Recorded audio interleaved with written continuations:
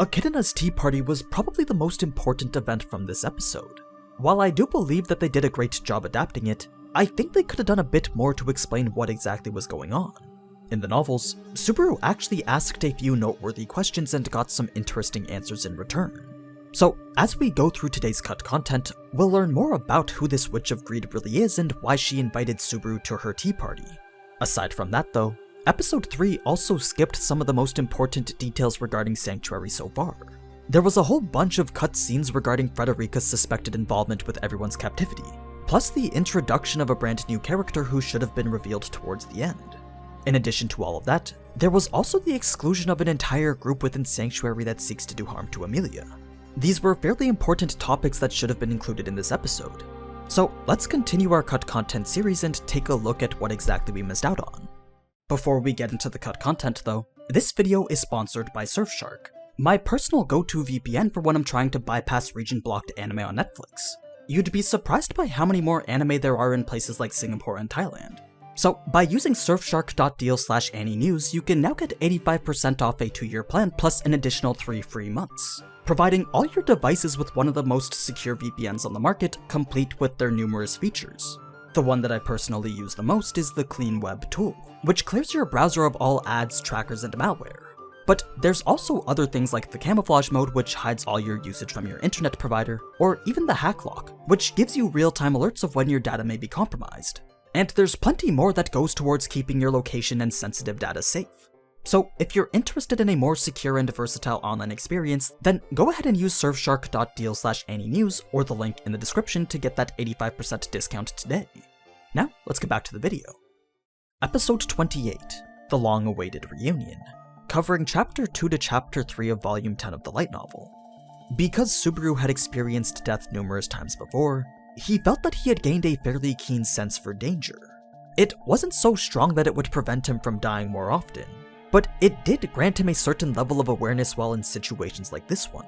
It's for this reason that he was able to sense that the girl sitting before him was a far greater threat than both the White Whale and Sloth. So, considering this was a situation that he had literally no control over, Subaru had no other choice but to accept whatever invitation it was that Echidna was offering. An invitation to have a conversation. Their first topic of discussion was on how Subaru got to where he was. To clarify on what actually happened, Subaru wasn't physically moved through space, but instead put under the influence of a dark spell. It was a claim that Subaru found very hard to believe, but as he looked around to see what was a surreal view of rolling hills spanning infinitely into the distance, her words began to be more believable. Now, when he sat down to drink Echidna's tea, the reveal of it being something akin to her body fluids spurred on a much more comedic conversation. Subaru dropped to his knees and tried to vomit out what he just drank, stating that he didn't want to drink anyone's fluids without being ready for it, which implied that if he was prepared, then it was something that he would consider doing. Subaru only realized the perversion of this statement after he had said it aloud, so he tried to correct himself by saying that he wasn't inclined to be aroused by anyone's saliva or sweat. At least he didn't think so anyway. In any case, once he realized that Echidna's tea wasn't coming back up, he shifted his focus towards the more concerning problem sitting in front of him. Unlike in the anime, Subaru did in fact have a few questions for Echidna. First, he wanted to know where exactly he was and if she truly was a witch. It didn't make sense for this person to be the Witch of Greed because Subaru knew that she along with the 5 other witches were all killed by the Witch of Envy. That's when Echidna explained that the ruins were actually her tomb, a grave that serves to hold her soul captive for all eternity. Where Subaru was now was simply Echidna's personal realm. Though she refers to it as her castle, it's actually something more similar to a dream. Her dream. When Subaru entered her tomb, his spirit was invited by Echidna's spirit into her dream, and he accepted. Obviously, this wasn't something Subaru thought to be possible, but the way that Echidna spoke made it seem like there was no way that she was lying. She then went on to say something that Subaru found to be rather peculiar. Apparently, this type of realm is a place that he should already be familiar with, as if to say that she knew he's been to a place similar in nature to this one. It wasn't anywhere that Subaru could personally recall, but once again Echidna didn't seem to be lying. He simply accepted that what she was saying was the truth. So when she said that this dream world wasn't something that he could simply awaken from, that's when Subaru started to realize the dire situation that he found himself in. You see, Subaru can't leave this realm without Echidna's permission. If Echidna really wanted to, she could very easily keep both his body and spirit captive forever. Luckily, that wasn't what she was planning to do. Because Subaru stumbled into her domain of his own free will, he was also free to leave whenever he wanted. The only reason he was even here at all was because Echidna was simply showing him the same hospitality that she'd show any other invited guest. If that was in fact the case, then that would mean that she had nothing to do with the crystal or Amelia. So when Subaru asked about the events that happened prior to his arrival, he was surprised to hear that she knew very little of what was happening outside her tomb.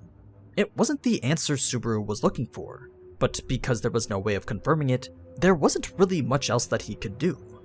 At the moment, that was all that Subaru wanted to know. So with no more questions to ask, he no longer had any reason to stay. His primary goal was to find Amelia. The longer he stayed here with Echidna, the longer that goal would remain unaccomplished. It may seem like he's wasting a huge opportunity here, but it's not like you can blame Subaru for being worried about Amelia. I mean, the last time he left someone he cared about alone, she ended up getting her existence removed from the world. So it makes sense that he would prioritize Amelia's safety over everything else. Even so, the fact remained that this was a very rare opportunity. Only after Echidna explained just how rare it was did he fully understand who it was that was sitting in front of him. The tense feeling he'd been carrying this entire encounter wasn't so much because of Echidna's threatening aura, but instead due to her insatiable curiosity. The way she looked at Subaru as if she already knew everything about him made her presence feel that much more oppressive. That's when Subaru decided to stay and ask a couple more questions. He asked, "What are you, and do you know the things I want to know?" These were such odd questions that Echidna couldn't help but laugh at the nature of them. It was in that moment that Echidna acknowledged Subaru's own personal greed, a desire for knowledge that was very much similar to her own. As the world around him began to crumble, the darkness that took its place was something Subaru wanted no part of. He immediately knew that falling into such an abyss would lead to an inescapable end. So he paid close attention to the words Echidna spoke next. They were the unfamiliar names of the witches that were never recorded into history. When Echidna finally spoke of the Witch of Envy, the only thing Subaru could feel was a powerful aura of death. Subaru had been trying to ignore the restlessness persisting throughout his body the entire time, but ever since finding out who Echidna was, he couldn't even force himself to look in her direction. It was a natural reaction that Echidna hoped would change but personally couldn't do anything about. She simply stared at Subaru as if anticipating the moment in which he would snap out of the intense state of fear he found himself in. That's where her tea comes into play. Not only did this tea strengthen his resistance to Echidna's presence, but it also activated his witch factor. For those who don't want to know what a witch factor is, then go ahead and skip to the following timestamp. But if you're okay with a minor spoiler, well, witch factors are what enable people to use authorities. And authorities are the abilities that we see the archbishops using. The type of authority that manifests within an individual is dependent on the person possessing it, meaning Subaru's authority of sloth wouldn't be the same unseen hand ability as the previous holder. Instead, it would be something more unique to Subaru's personal desires. So, the witch factor that allows people to use authorities is what Echidna activated, and it's also what qualified Subaru to enter the ruins. Echidna was trying to make it clear that Subaru was a very special person. To her, he was an exception among exceptions. His current path put him far ahead of schedule over what she was expecting, but he was much less aware of what was going on than what she felt he needed. For starters, he needed to know a lot more about the witches, the tomb, and even Sanctuary. Echidna was speaking as if Subaru's path was one that had been planned from the very beginning. He couldn't fully understand what she was trying to say, but when she mentioned Sanctuary, that was all Subaru needed to hear in order to decide it was finally time to leave. Even though Echidna was offering literally every historical detail relating back to the time when she was alive 400 years ago, Subaru had zero interest in learning about any of it. Sure, getting to know more about the witch factor or Sanctuary would have been nice, but Amelia needed to be found first. When Echidna saw this, the overwhelming presence that she previously possessed had now deteriorated into nothing more than that of an ordinary girl's. But right before Subaru was about to leave, one final question of great importance popped into his head. He wanted to know if she knew anything about the witch cult's archbishops. Unfortunately, that was a term that Echidna had never heard before. It did, however, go to stir her innate curiosity. As if the roles were now reversed, Echidna wanted to hear all about these so-called archbishops. But there was no point in discussing it any further since it was clear that Echidna had no knowledge on their authorities, the damage they did, or the methods of repairing them. There was nothing that she could say that would help him save Rem, a goal that shared equal importance with the one to find Amelia. What's even more important to note was that Echidna just showed that she has nothing to do with the witches cult. If that is in fact true, then it makes you wonder where exactly the witch cult is getting their powers from. Anyway, as Subaru was about to leave through the portal, we know that Echidna's compensation was a formal pact to never speak of their little tea party. What wasn't mentioned after this was when Echidna stated that Subaru was already bound by a pact of a similar nature. Echidna felt that Subaru should have no problem following her pact since it's one that he already has experience with. Once again, Subaru had no idea what Echidna was talking about, but the way she spoke as if she was referring to a forbidden topic made it seem as if she was describing return by death. Perhaps his inability to talk about that was due to the very same pact that he was making here with Echidna. These are all subtle hints to mysteries that are slowly being unraveled, stuff that wasn't included in the anime. In any case, that was the witch's tea party as it took place in the novels. From it, we learned that Echidna is the witch of greed who personally possesses an insatiable hunger for knowledge. It's her boundless curiosity towards the unknown that seems to define her greed. For the past 400 years, the ruins have served as Echidna's grave in which her soul is forever trapped. Only those who possess a witch factor may enter and potentially gain access to her seemingly infinite knowledge from the era of witches.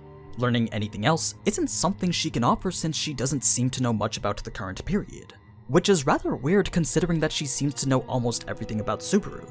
That, as well as who Echidna was before she ended up trapped, are mysteries that will end up being solved later. Now let's move on to the rest of the episode. The reason Garfiel knew exactly where Subaru was because he had used his nose to track Subaru's scent.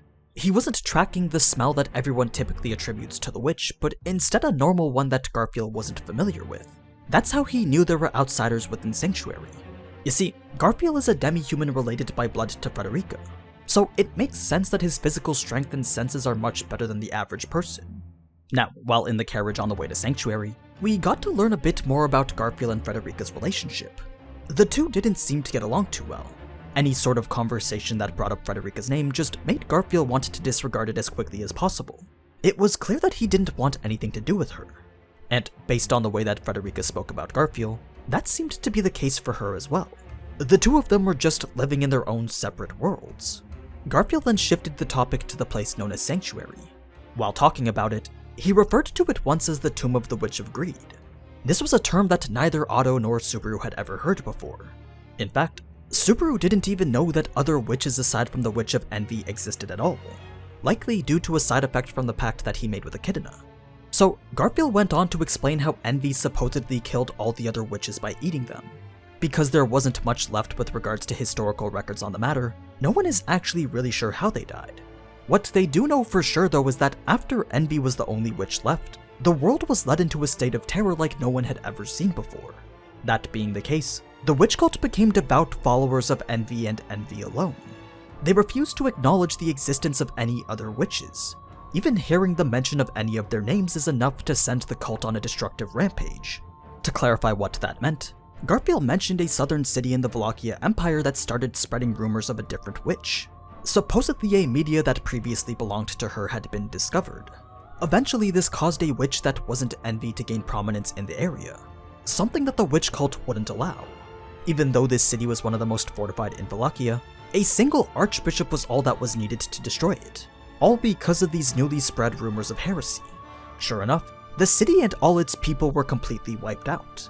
That's why it became prohibited to speak of the witches at all. It was too dangerous to discuss anything related to them, especially if you weren't talking about the Witch of Envy. Anyway, that was all the information that Garfiel could offer. Anything else would have to be gotten from Roswell. Which brings us now to when they arrived at Sanctuary. The only difference from the encounter with Ram was with what happened after. As Ram was taking them to go see Roswell, Amelia didn't let go of Subaru's hand. Instead, she continued to hold it as she walked beside him. A minor detail that I'm sure a lot of you Amelia fans would appreciate. Now, when the two arrived to see Roswell in such a sorry state, all sorts of topics came up into the conversation. But the one that didn't make it into the anime was the one about what happened to Subaru. Subaru took a few moments to explain how Amelia was supposed to be the one teleported to the ruins instead of him. The only plausible explanation for this was that Frederica had planned for this to happen. It was fair to assume that she knew the barrier would render Amelia unconscious, then the crystal would have her teleported into the forest. This hypothesis was only further reinforced when Ram mentioned that the crystal wasn't even necessary to bypass the barrier. So Frederica was undoubtedly scheming something. It was clear that she was deeply involved with the present situation that everyone currently found themselves in. A situation that both Amelia and Subaru initially assumed to be because of Garfiel. Before anyone could clear this false assumption, it was then that Garfiel walked into the room, which triggered a fairly tense moment. Amelia looked as if she was ready to start fighting Garfiel right there. And it didn't help that Garfiel was always ready to accept a fight either. Only after Ram stepped in and smashed an iron tray over his head did everyone calm down. You'd think that a hot-tempered person like him wouldn't let this slide, but Ram seemed to be the only person who could keep Garfiel under control. It was actually fairly common to see Garfiel lower his guard around her. Only after Subaru saw the way that Garfiel looked at her did he realize that Garfiel had a thing for Ram. When Subaru brought it up, Garfiel didn't even try to deny it. Instead, he just found it normal for him to be attracted to her. In any case, since brute force wasn't the cause of their imprisonment, that meant the only thing left that could be responsible for keeping them there was the barrier. That was only partially right, though. There were a couple other factors contributing to their confinement. To clarify what was mentioned in the anime, the barrier doesn't mean much to anyone who isn't a half-blood. Both Roswaal and Subaru could pass through it whenever they like. The reason Roswaal didn't was because Garfiel wouldn't let any of the other villagers leave until he broke the barrier. But now that Amelia herself was a prisoner, everyone was now in the same boat. Now, you'd think that they could just carry all the half-bloods out of the barrier, but unfortunately that wasn't an option either. To explain more on why that was, a pink-haired elf girl appeared at the front door of Roswaal's house. She inserted herself into the conversation to explain that any half-blood who tries to leave the barrier would just become a soulless husk. Initially, Subaru thought that this was the same elf girl from the episode before, but as he was about to ask if she was, Ram quickly intervened to get him to stop talking. For some reason, she didn't want him to mention the elven girl he saw earlier, at least not while this other elf was around anyway. She introduced herself as the village's representative, an elder who goes by the name of Ryuzu Bilma. Subaru figured that it was only a matter of time before he would eventually come across the lollihag stereotype. Sure enough, there was now one standing right in front of him. It was pretty weird to see Ryuzu's mature demeanor clash with her younger appearance. Neither Amelia nor Subaru knew the best way to respond to her. I mean, even the way she acted on the outside made it seem as if she was an older woman. In any case, the reason for her appearance was to explain the manner in which the barrier kept half-bloods trapped. When someone like Amelia comes into contact with the barrier, it's not entirely accurate to say that she'll just lose consciousness. It's more correct to say that it's her very soul being repelled from her body. If she tries to force her way past the barrier, then her soul will be separated from her body and her body will become nothing more than an empty shell. So, given that the barrier was harmless to regular people meant that Roswaal's injuries were still unexplained. Yes, it's true that Garfiel's physical strength is more than enough to deal this level of damage to Roswaal, but the root cause of his severe wounds was nothing more than Roswaal just being unqualified to take the trial. Those who try to do so yet don't have mixed blood would end up having their flesh repelled and shredded. All the bandages and blood were finally starting to make sense now. There were numerous lacerations across Roswaal's upper body as if he'd stood in front of a massive explosion. It also didn't help that the wounds showed very little improvement when exposed to healing magic. Subaru couldn't understand why Roswaal would even attempt this. To him, no normal person would expose themselves to such danger while already knowing the outcome. Perhaps he felt it was his duty as the Lord to at least try. If anything though, Roswaal's actions made it perfectly clear that the trial needed to be treated with the utmost caution. After Amelia gained the support of the villagers at the cathedral, the conversation between Ram and Subaru went on a little bit longer. At first, they were wondering if Frederica had planned for Amelia to be the one to enter the ruins. If that was what she truly intended, then Subaru could only wonder what terrible fate awaited her had she gone in there alone. It was this topic that brought forth something a bit more secretive. To make sure no one around them would hear, Ram whispered into Subaru's ear a rather shocking bit of information. Not everyone who lives in Sanctuary wants to be freed from it. There's a small minority who find comfort from the shelter the barrier provides. It's possible that Frederica could have been working with them in order to foil the plan to remove the barrier.